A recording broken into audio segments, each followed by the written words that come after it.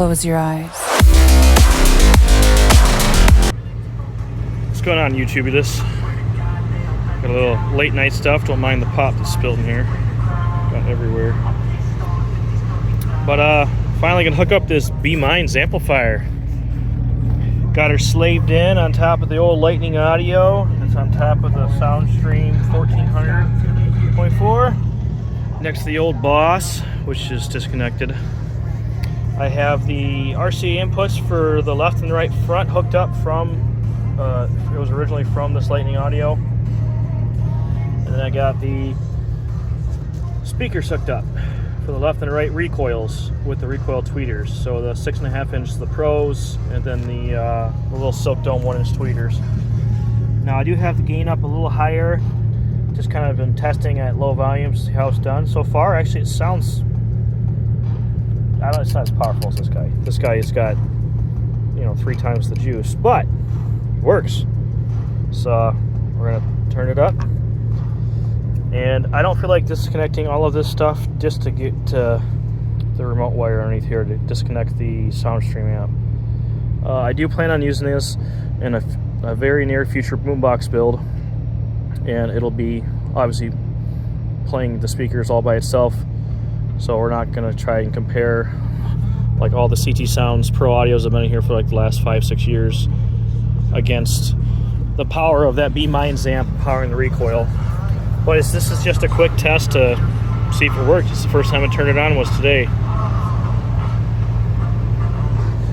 So let's see if I can get some going.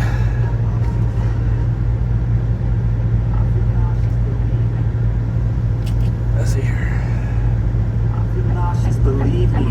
Bear with me. Had a lot of shit come easy. Had to work hard, struggle just to be me. Just full pass. Had to rise up just so they could see me. Did what I had to do just to feed me, and what was left over I put towards my dreaming.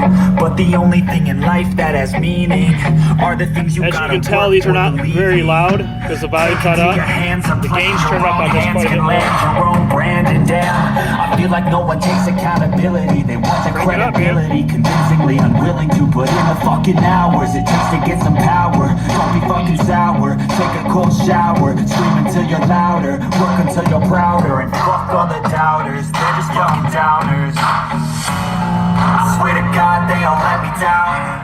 I always fought just to wear the crown. I'm pissed off at these fucking clowns who were all taught they deserve an ounce. It's only worth it if you work for it.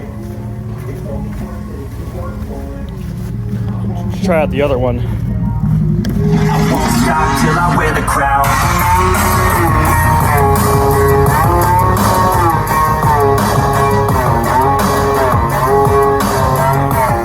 Let's crank it up some more.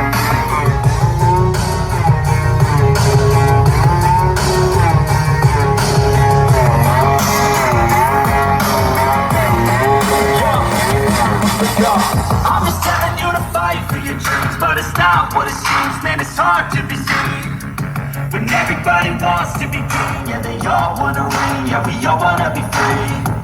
So show me what you got, what you bring. How you fight in the ring, how you take a fucking swing. You got heart, are you? Now that does sound a little muffled. These Pro audios don't like much bass at all. On the Lightning audio amp, I got the high pass set, and then I think it's set between like 110, 120, I don't know, somewhere around there for hertz. This is full range. I just wanted to see how it was going to do. I think this amp is only supposed to make like 60 watts times 2 at like 2 ohms. So far it sounds perfectly clean, perfectly clear. There's absolutely no noise coming out of the speakers. I'll stick my ear next to the speakers, so there's no filter cap issues, nothing hissing and whining. This whole truck has its own issues anyway. But no, so far this has been an amazing $45 purchase just for shits and giggles. So I'll do some future testing inside of a boombox, and I also want to do low voltage testing too. I want to see if I can hook it up and see like what this will actually shut off at, if it'll shut off. The reason being is a lot of the lithium batteries that I like to play around with, they have like a 10.5 volt shut off. They shut the internal circuit off, so it should save most amplifiers. But yeah, just temporary jury rig together for right now. So far, so good. On a nice February 1st day, 2025.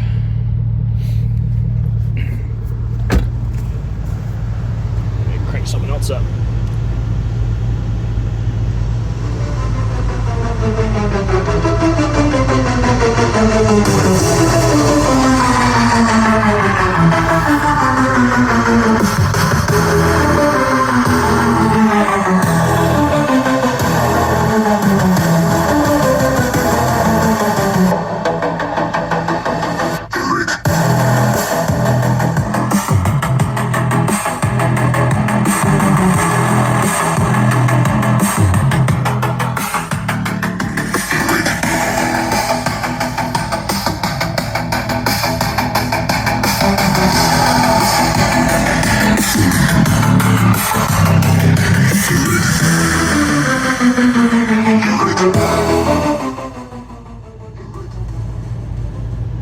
As you can see, that was only at like volume 40. These aren't even moving.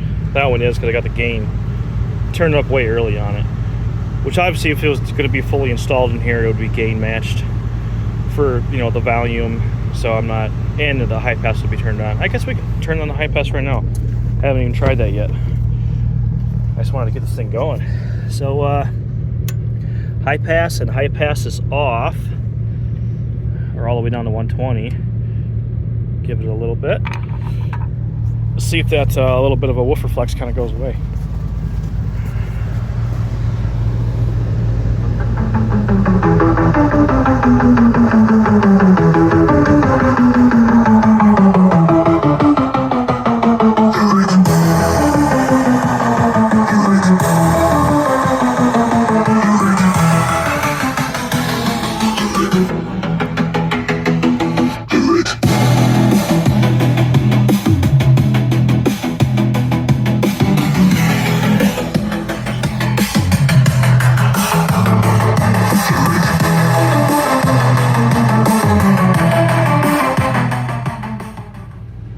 So the answer is yes, it goes away immensely. I don't know how accurate the numbers are for the frequency adjustment, because it kind of does say this is like 120 hertz, but I guess if you got one of those fancy Steve Mead crossover calibrator things, you can figure something out, or maybe do some test tones and see what kind of fades out. Maybe put something like 100 hertz on, 80 hertz, and figure out what fades that out. And seems like it keeps your speakers safe from too much excursion. So far, yeah. And then I guess we can go to low pass, and then let's see, you got low pass starts at, it says 50. I guess we can go to, I don't know, goes up to 500. So that's probably like 100 if this thing was anywhat accurate. Let's try some more. It's got sounds of low pass. So I shouldn't hardly have anything coming out of the tweeter.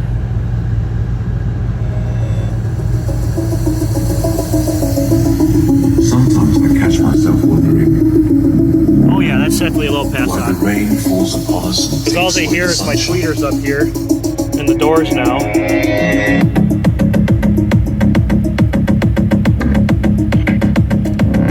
Crank it up a little bit.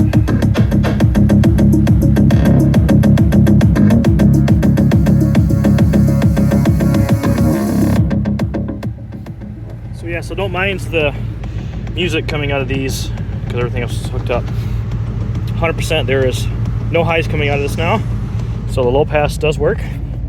So if you wanted to use this little guy for doing, I don't know, a little Parts Express subwoofer or something, I just want to test some stuff out in the future. Alright guys, that's about enough of this video. I guess this will be a part 1 of testing of Temu amplifiers. Later guys.